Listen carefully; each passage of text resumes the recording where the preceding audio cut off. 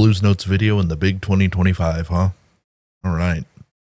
Interesting. I hate that I still care about caring too much. The goodbye in a few months, silently pulling me under.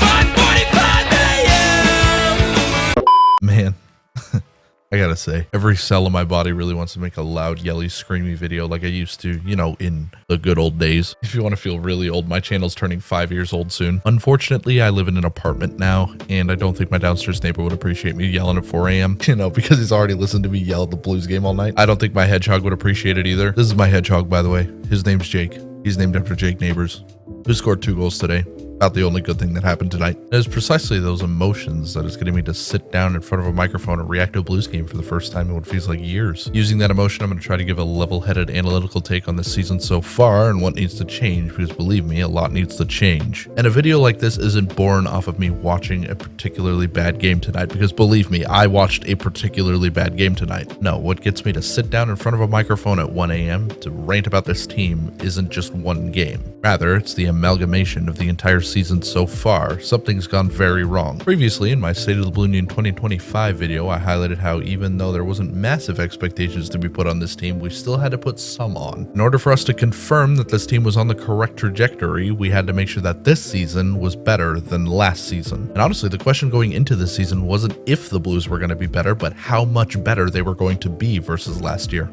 Man, I gotta say, I am not liking what I'm seeing so far. I think there's no doubt that Blues fans should be a little bit concerned, but how concerned they should be is a matter of debate. So I'm thinking how this video is gonna go, so I'm gonna give you a brief rundown of how the season's going so far and what needs to happen to fix it. Now, I'm gonna do something a little weird to start off. I'm gonna go to bat for the St. Louis Blues for a little bit. Despite the angry reactions you saw from me on Twitter directly following this game, I am a fan of this team. I am not ready to write off the season. We are 8 games in. It's been a popular trend online to dogpile the Blues on the Logan Mailloux trade. I'm going to be honest with you, despite the fact that Bolduc has popped off in Montreal and Logan Mailloux has been a healthy scratch twice already, I'm still going to defend that trade. For starters, defensemen in the NHL have always taken longer to develop. Zach Bolduc, who I've liked ever since his draft year, and is probably not the prospect I would have traded, has cooled off significantly in Montreal since his first 3 goals. While I have no doubt he will find his scoring touch with Montreal, and have always said that he has 40, even 50 goal potential in the NHL at some point, he has been in the league a full year longer than Logan Mailloux has. Logan Mailloux has played less than 15 NHL games in his entire career. Zach Bolduc has played a lot more than that, and they are both the same age. I am aware that Logan Mailloux has not looked great on the blue line, but neither did Tyler Tucker in his first year in the league, or Scott Perunovich, or Justin Falk for literally the entire time he's been here. This kid is not Bobby Orr. He's not our great and destined savior on the blue line. He's a 22-year-old kid who's played less than 15 NHL games. And honestly, where the Blues are now and where they're going to be in 1 to 2 years, we don't need him to be some destined savior on the blue line. He needs to log NHL minutes in NHL games to become a better NHL defenseman. What a concept. But Blues fans have been so spoiled by how Philip Broberg has turned out that they're expecting the same out of Logan Mailloux. Those are 2 completely different players. Not to mention, Broberg is 2 full years older. They play 2 completely different styles of defense. It's not as drastic as an apples to oranges comparison, but it's like comparing a Granny Smith to a Macintosh. They're both still apples, but you wouldn't use a Macintosh in an apple pie. Trying to come up with an iMac joke, but apple heads are so fucking insufferable, it's not even worth making. We also have another positive to report. The Blues haven't allowed a 6-on-5 goal yet.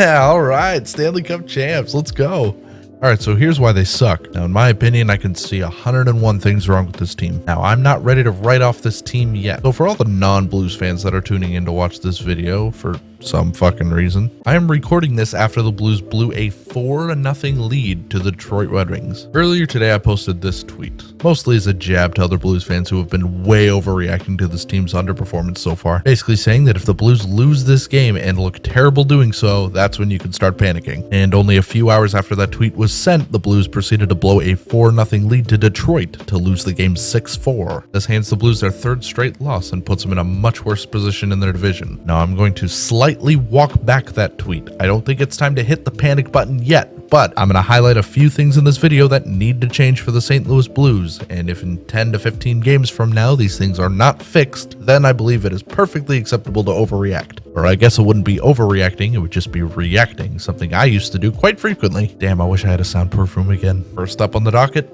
Goaltending. In my State of the Blue Union address video, I reiterated how I liked the Binnington-Hofer tandem and highlighted that until proven otherwise, I am perfectly content with them being the tandem for this year. And ever since I put that video out, they have proceeded to become the worst tandem in the NHL. Take a look at this. Defensively, the Blues have been okay. They have actually allowed the second fewest shots against in the entire NHL, and they are currently only 3 shots away from being number 1. I'm gonna be honest, this stat surprised the hell out of me. I think in general our defense has been okay, but I didn't know it was second fewest shots against in the NHL. Okay, but at the end of the day, it doesn't even matter because the Blues allow the 3rd most goals against per game in the entire NHL. Their team save percentage is the 2nd worst in the entire NHL, only behind the Ottawa Senators. And to prove how ridiculous that is, I can't even name the Ottawa Senators goaltending tandem.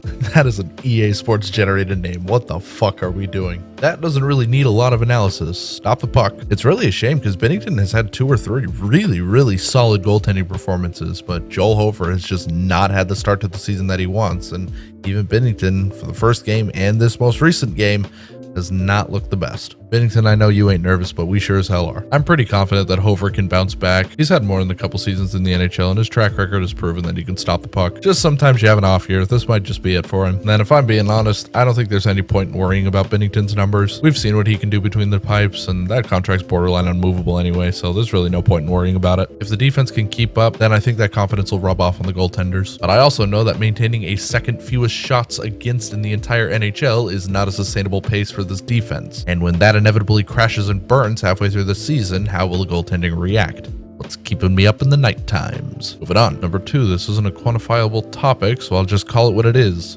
Start the fuck on time. At the time of this recording, the Blues are being outscored 9-3 in the first period alone. And if there's one thing we've seen this team do over and over and over again, it's the second they get into a hole, make it worse. A lack of resiliency is an issue on its own, but being outscored that much and immediately putting yourself into a hole at the beginning of the game does not do you any favors. The Blues get into a hole, get frustrated, go on the penalty kill, and then get scored on that ensuing penalty kill. And just like last year, the Blues are not good at killing penalties.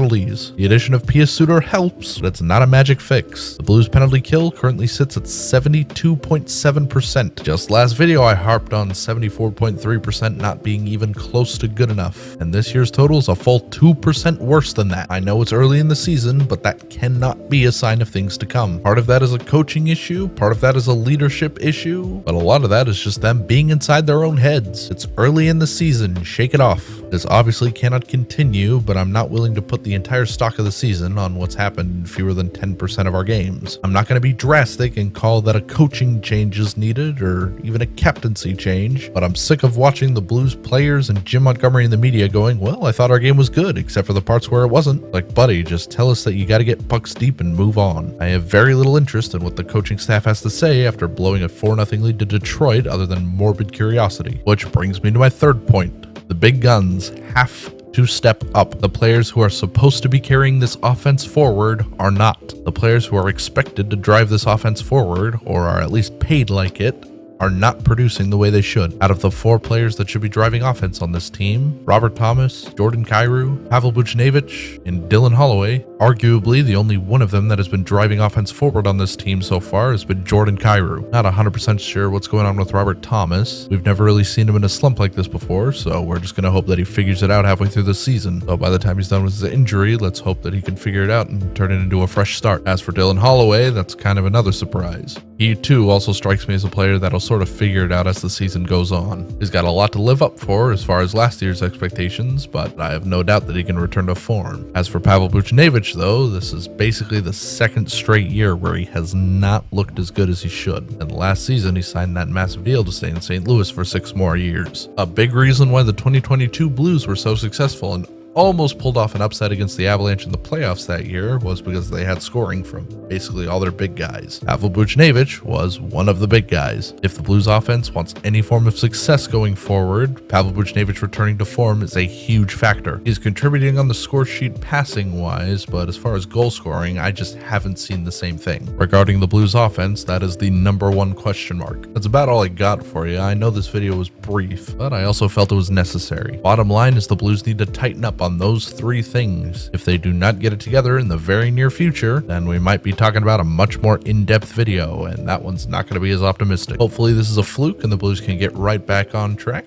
In the meantime, thank you guys so much for watching. I have a lot of big plans for this channel going forward. A lot of documentary style content is in the works, so definitely stay tuned for that. You may have noticed that the Blues Fan Reacts channel has gone through a retool of its own. I know that it's a subtle change, but I also feel like it gives me some more creative freedom, perhaps to expand into content that's not necessarily St. Louis. Like I said, I got a lot of very interesting documentary style videos in the works, and I'm really hoping to get those out as soon as possible. Thank you for sticking around after all this time. I know that I've been sort of an absent father, but hopefully that changes soon. And as always, I will see you in the next video. Let's go Blues.